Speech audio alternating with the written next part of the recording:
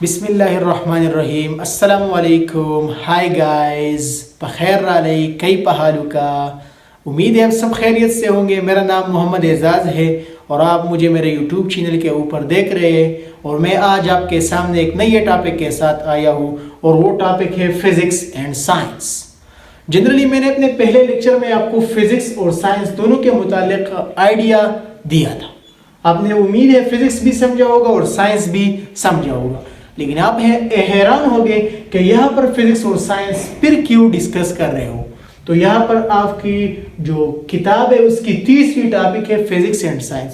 تو یہاں physics and science کی ریلیشن شپ کے بارے میں ہم پڑھیں گے کہ فزکس اور سائنس کا ایک دوسرے کے ساتھ تعلق کیا ہے. ویسے تو ذہن میں سوچ آتا ہے کہ فزکس جو ہے یہ سائنس کا برانچ ہے.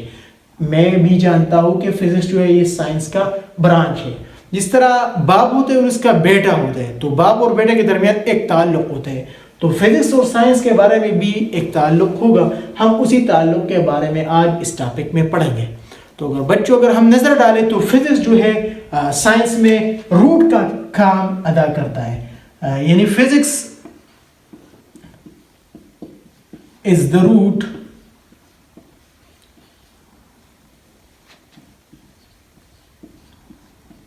of all science subjects.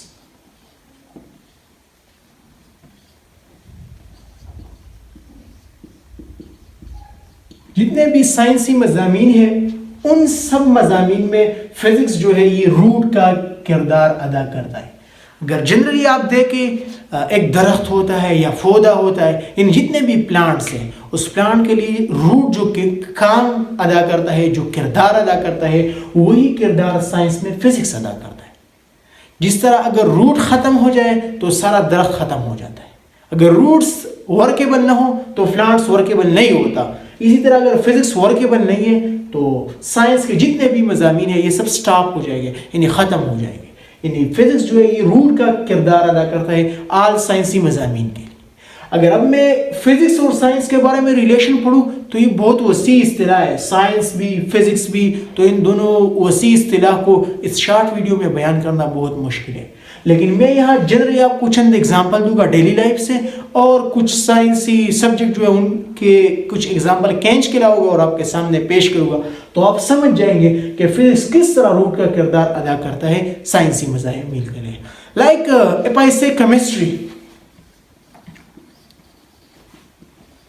So chemistry is the branch of science. یہ سائنس کی برانچ ہے اور اس کی میں ہم میٹر کے متعلق اسٹڈی کرتے ہیں. یہ آپ نے پڑھا ہوگا اور آپ کے بیگ میں ہی کتاب پڑھی ہوتی ہے.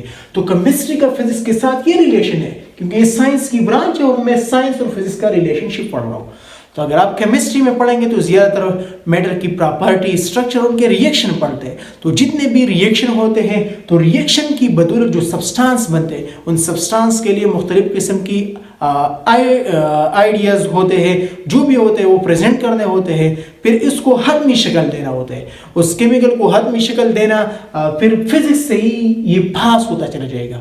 فار ایگزامپل میں ایک مثال لوں تو مثال یہ لیں، آپ کے گھر میں جو سوپ آتا ہے جسے کہ ہم صابن کہتے ہیں، تو صابن جب آپ کے گھر میں آتے ہیں تو یہ کیمیکل پروسیس سے پاس ہوتا ہے. لیکن اس کو خاص شیپ دینا یہ کس چیز کا کام ہے؟ ایک اسپیسیفک مشین اس کے لیے انڈسٹریز میں استعمال ہوتا ہے. اور وہ مشین بیسیکلی کس کا بنایا ہوتا ہے؟ فزکس کا بنایا ہوا ہوتا ہے. تو فزکس اگر نہ ہوتا تو صابن کو یہ شکل نہیں ملتا. یعنی صابن کی جو پراپر شیپ ہے یہ کس وجہ سے اس کو ملا؟ فزکس کی وجہ سے ملا. بلکہ ریئیکشن سارا کیمسٹری کا ہے. تو کیمسٹری کو اگر آپ دیکھیں تو فزکس کے بغیر یہ انکمپلیٹ ہے. یعنی اگر میں اس کو ہٹا دوں تو کیمسٹری کیا ہوگی؟ انکمپلیٹ ہوتی چلی جائے گی. اس طرح اگر آپ کے بیگ میں ایک اور کتاب ہے بایولوجی. بایولوجی کو لے، اگر آپ نے بایولوجی میں MBBS کی اور آپ ڈاکٹر بنے تو جب آپ ڈاکٹر بنے تو لوگ کے ٹیسٹ کرائیں گے، لوگ کے معائنے کرائیں گے. آپ کو تو ویسے پتہ نہیں چلا جائے گا. وہ آپ کو سمٹمز بتائیں گے مریض، لیکن پھر اس کی بیماری کا اندازہ لگانا آپ نے اس کے لیے ٹیسٹ کرنے ہیں. تو ٹیسٹ کے لیے ڈفرینٹ مشینز ہوتے ہیں اور وہ مشین فزکس نے بنائے ہوتے ہیں. یعنی وہ فزکس کے پرنسپل کو فالو کرتے ہیں، فزکس کی لاز کو فالو کرتے ہیں. لیکن if I say that CT scan. CT scan is a machine which is made by physics, but biologists use this MRI, etc. they are used by biologists and that were made by physics.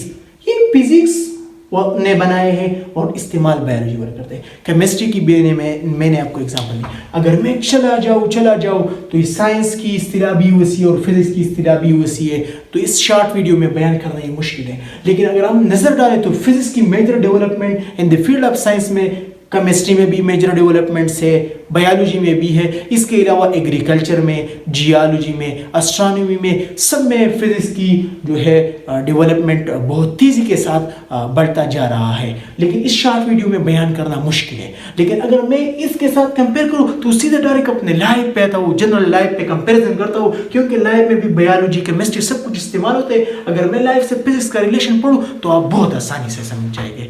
جس طرح ہم mobile phone استعمال کرتے ہیں, تو mobile phone کے علاوہ ہماری زندگی کیا ہوتی ہے؟ اجیرن ہے آج کل, کیونکہ موبائل فون کے بغیر جینا آج کل ہر کسی کے لیے مشکل ہے. اور یہ موبائل بنایا ہوا کس کا ہے؟ فزکس کا ہے. یعنی یہ فزکس والوں نے بنایا ہے اور بازار میں لے کے آئے ہے, اور آج کل اس کی وجہ سے یہ دنیا گلوبل ویلیج میں تبدیل ہوئی ہے. ہر کسی کے ساتھ ہم رابطہ کر سکتے ہیں 2 منٹس میں, 2 سیکنڈ میں, سیکنڈوں کے اندر ان کے ساتھ منسلک ہو سکتے ہیں بذریعہ یہ فون.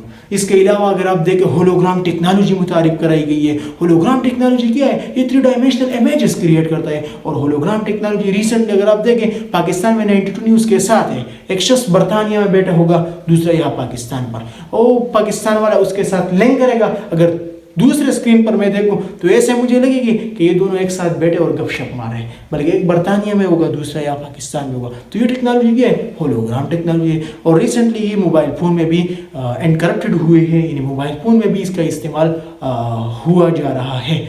تو یہ فزکس جو ہے یہ سائنس کی ہر جگہ, سائنس میں جہاں بھی آپ جائیں تو فزکس وہاں ہوگا ضرور, کیونکہ without physics science is work less, science is nothing. Science need the physics. Science کی ضرورت ہے کس چیز کی؟ فزکس کی.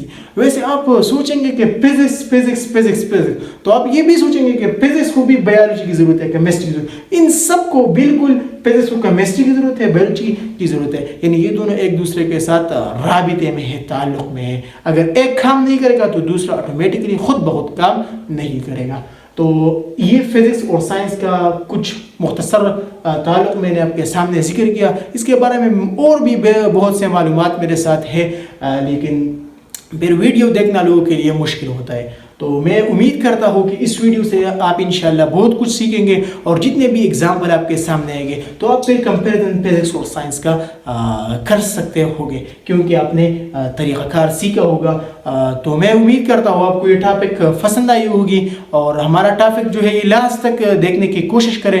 اور اگر آپ نے ابھی تک ہمارے چینل کو سبسکرائب نہیں کیا ہے تو ہمارے چینل کو سبسکرائب کریں, کیونکہ اگر ہم ایک نیا ٹاپک شیئر کریں تو اس کی نوٹیفیکیشن آپ کے سامنے ہی آ جائے گی, آپ کے اسکرین پر. تو آپ پھر ہماری ویڈیو دیکھ سکتے ہیں, اور ویڈیو دیکھنے کے ساتھ ساتھ لائک بھی کریں, اور جتنے بھی فرینڈز ہیں ان کے ساتھ شیئر بھی کرتے رہیں, کیونکہ فزکس کی جتنے بھی مسائل ہیں all over the Pakistan, all over the world, we are try to solve this. ہم کوشش کرتے ہیں کہ اسے سالو کرنے کی کوشش کریں.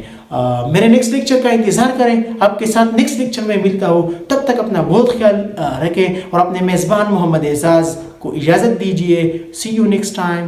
Good for bye bye. خدا حافظ.